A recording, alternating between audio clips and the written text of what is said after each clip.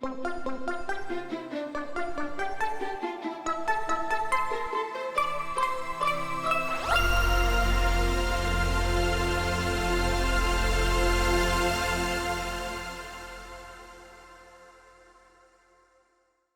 you. Good morning.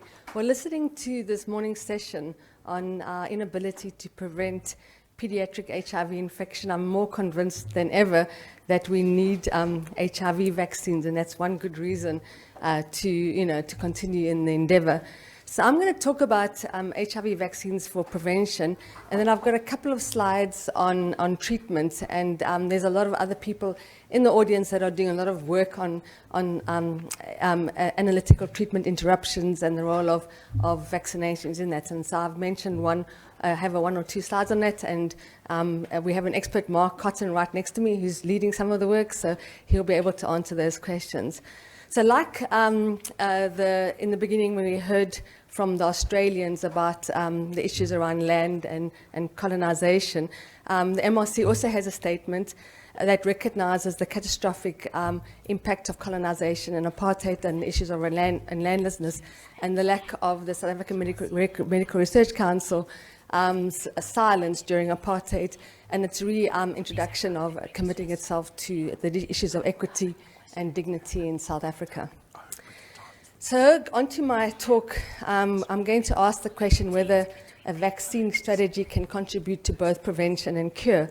And we'll look at a couple of angles in that, and look at the role of non-neutralizing HIV vaccines and the correlates of protection to see whether that can help us understand how to move forward in terms of vaccination and therapeutics, but also to look at some non-human primate research that may inform HIV prevention and control, and to see how this can be applied in the clinic, and then to discuss the issues of neutralizing antibodies, both passive monoclonal antibodies and active vaccination, as a strategy in prevention and cure. And so what kind of immune response do we require for an effective HIV vaccine? We know we need potent neutralizing antibodies that persist. They need to be broadly reactive. We have to have an immune system that persists. Memory T cells that suppress viral replication, also important for functional cure and therapeutic issues, and an immune response that prevents viral escape. We know that it takes between 50 and 100 times more neutralizing antibody to inhibit HIV than it does SARS-CoV-2, and that our vaccine has to be able to prevent the rapid integration of HIV into cells, and that must be a core goal of HIV vaccine research. So what are the challenges that we have? We know that to try and prevent acquisition or cure, we need a much higher bar than we even saw with COVID-19. The genetic diversity of HIV makes it very hard for us to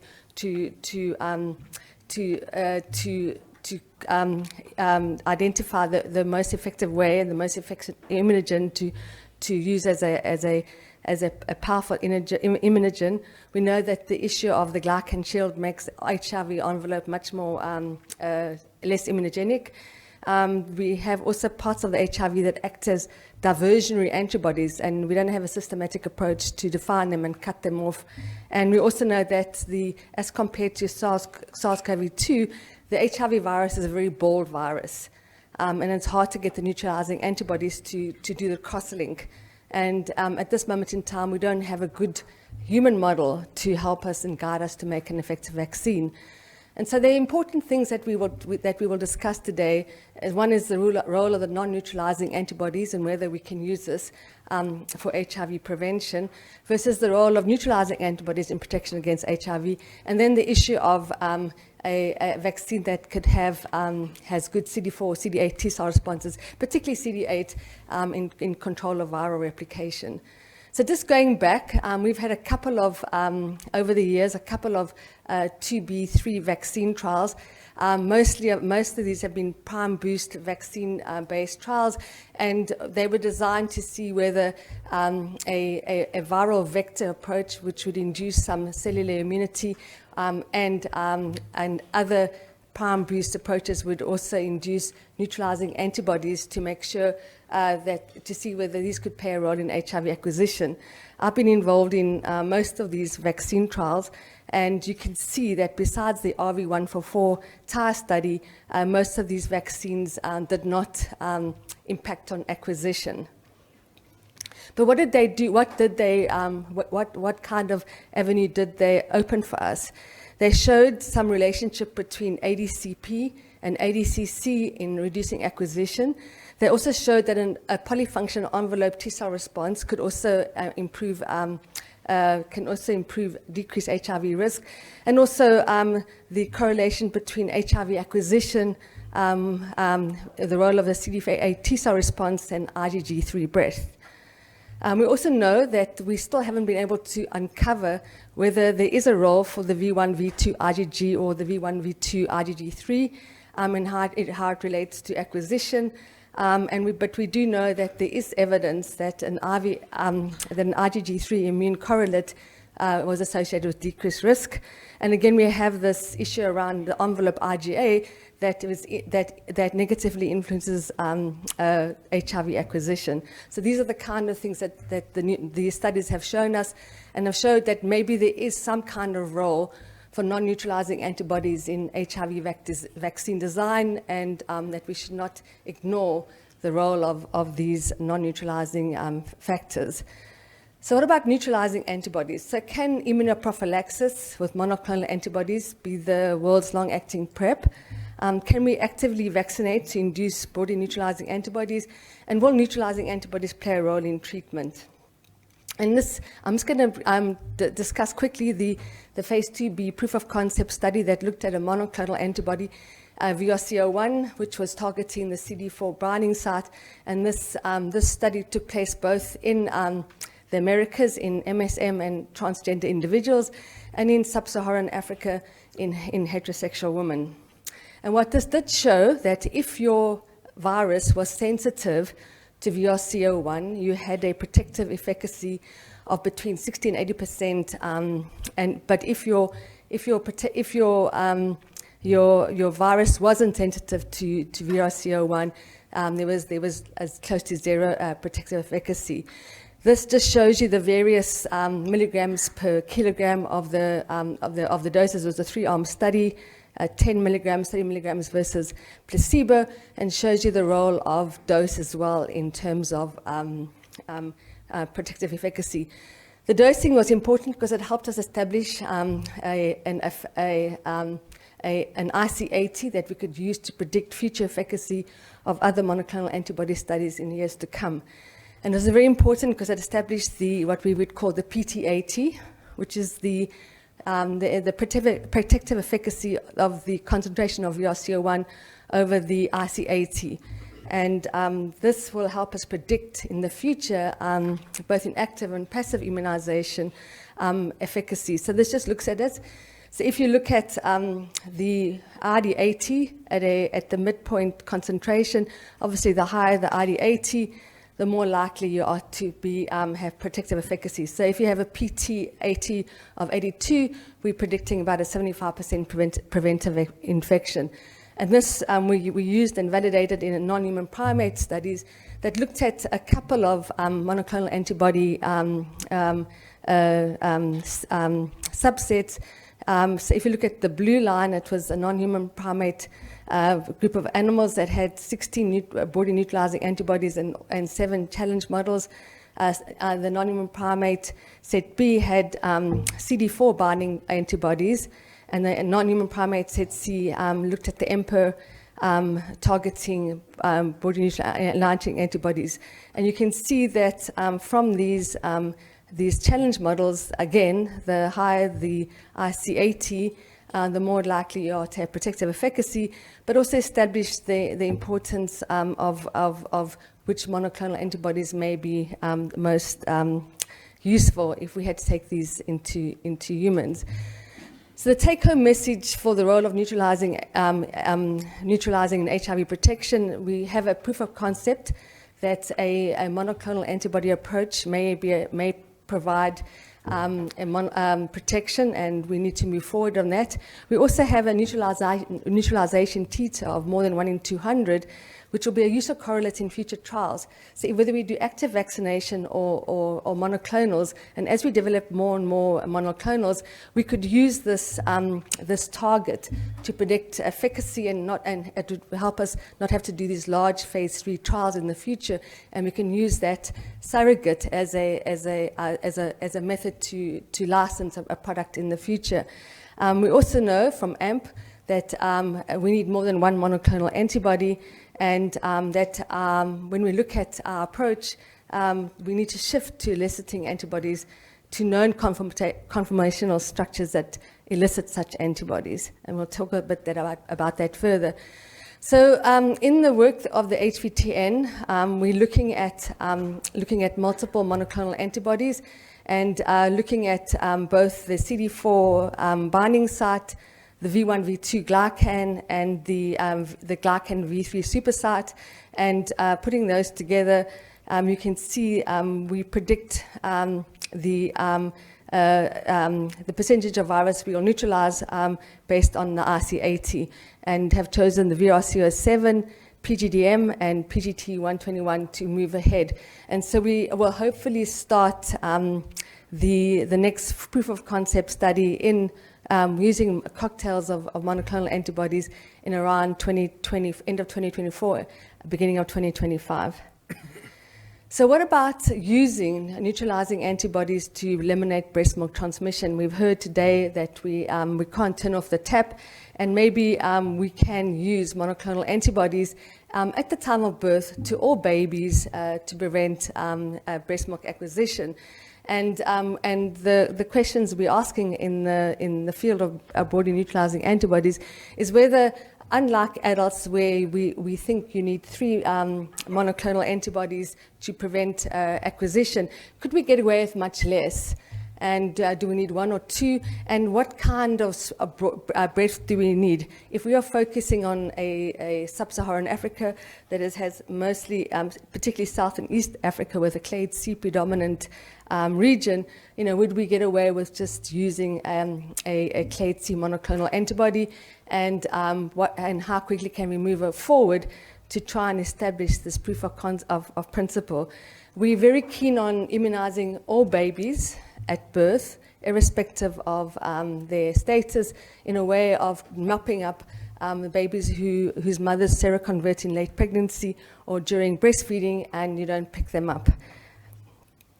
So very excited to move forward. We've got 2 studies planned, and one at the moment is doing the PK work, and we hope to have some answers in this area in South Africa towards the end of next year, early 2025. So what about, I've told you about passive immunization, I've told you about vaccination with trying to elicit non-neutralizing antibodies to protect about HIV acquisition. What about trying to induce neutralizing antibodies by vaccination? And as we move forward, both the HVTN and our RV are doing experimental medicine studies to try and evaluate the concept of body neutralizing antibody vaccine design, and trying to use the technology of mRNA to help us to rapidly iterate. And obviously the need for speed is important, because we need to advance concepts and we need to drop concepts quicker than we've done before. And so here is our experimental medicine program, and basically we are trying to induce neutralizing antibodies.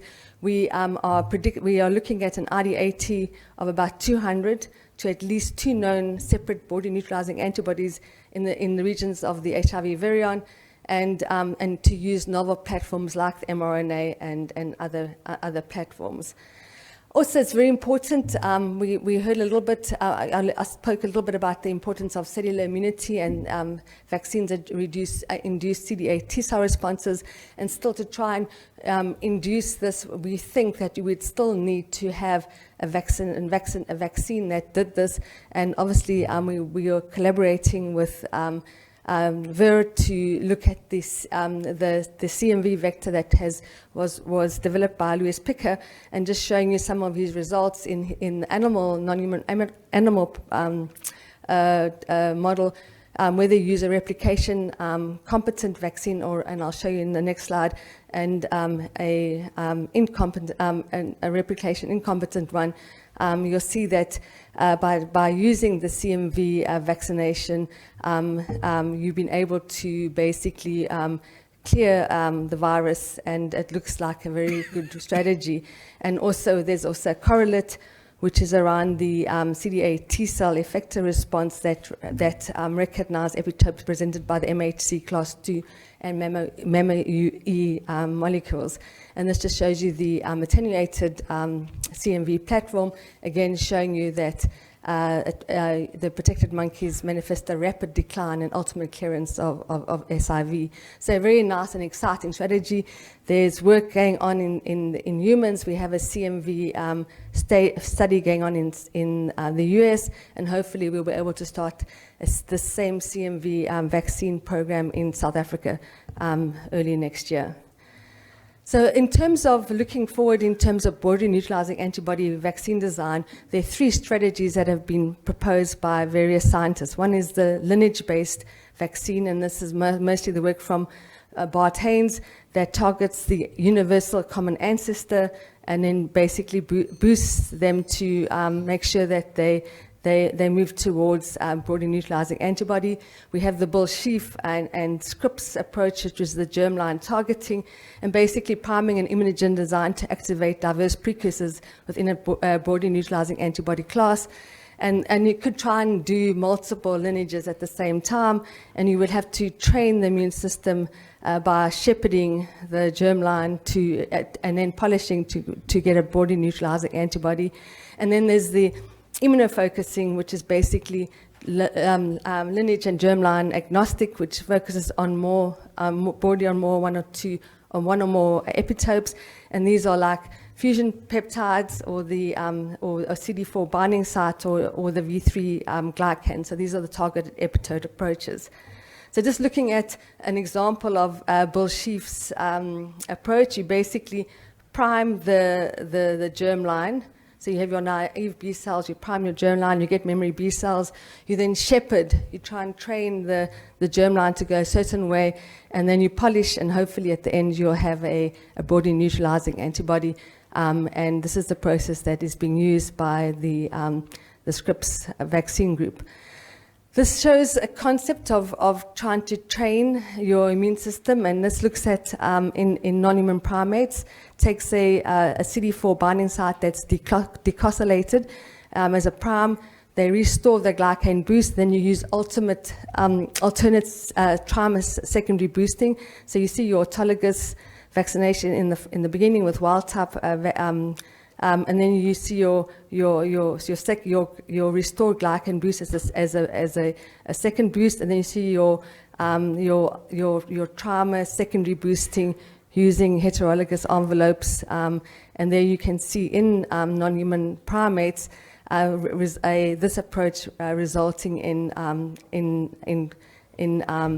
protection against infection. So a nice approach in non-human primates. Whether it'll work in humans remains to be seen. We don't know how the shepherding will work, but there is the scientific process or rule. We will have to develop it, and it remains unclear at the moment. We're obviously worried about the stage because we know we need to iterate. And the important part of this program will be using analytic treatment interruption to see whether we can teach the immune system to mature the germline-induced B cells. So obviously experimental medicine will set the pace to evaluate the BNAB vaccine design. We're investigating this in HIV-exposed infants in HV10135. And the use of technology such as mRNA will help us to rapidly iterate, and we do definitely need speed to move forward. This is just the example of one of our studies that is completed. It was the HV10135. It took place in Soweto. We took HIV-exposed infants at birth, and we vaccinated them at birth 8 weeks, 16 weeks, 32 weeks, and 52 weeks, and using Bart Haynes CH505, and trying to see whether we can induce broadly neutralizing antibodies in infants as a mechanism to prevent breast milk transmission, or also to impact on later acquisition of HIV when they become older. Just my last two slides, looking at the therapeutic vaccine approaches. Obviously, BNABs will play an important role. We also need to look at innate immune responses, checkpoint inhibitors. Some of the studies that are happening are using T-cell vaccine approaches like DC targeting, or the Thomas Hankey DNA MVA Chadox, which is HIV-ACAT. And recently, there was some results from Alex 003 that looked at the Hankey group's vaccine together with a TLR7 agonist to see whether this could be working with a for analytic treatment interruption. Nice data, and I think this is merging, and we might hear more about it at this conference. Just to showing why this is important, here's a nice study that looked at using two body neutralizing antibodies, one looking at the CD4 binding site, the other one targeting the V3 loop and surrounding glycans, and showed you in an analytical treatment interruption that the BNAB group were more likely to have an ATR, a time off treatment, as compared to placebo, paving the way for work in this. But obviously, you probably would need more than just the BNABs in ATRs, and in the future we'll see a combination of all these approaches. So the end game shows us that clinical and non-human primate data has emphasized the importance of neutralizing antibodies in protection from infection. Cocktails of monoclonal antibodies will be an important tool for viral control and functional cure. The mRNA delivery of envelope platforms will be a useful tool, hopefully to elicit BNAB induction. And the addition of using mRNA should allow us for quicker iteration of candidate vaccines. We believe that an HIV vaccine strategy will be a complex mixture of immunogens, as we need to target more than one epitope, and that combining these antibodies with approaches that elicit significant cellular or innate immune responses may play both a role in HIV prevention and treatment. I'd like to acknowledge all the funders and the HVTN team and everybody who's been involved in all the vaccine work that we do across the world. Thank you very much.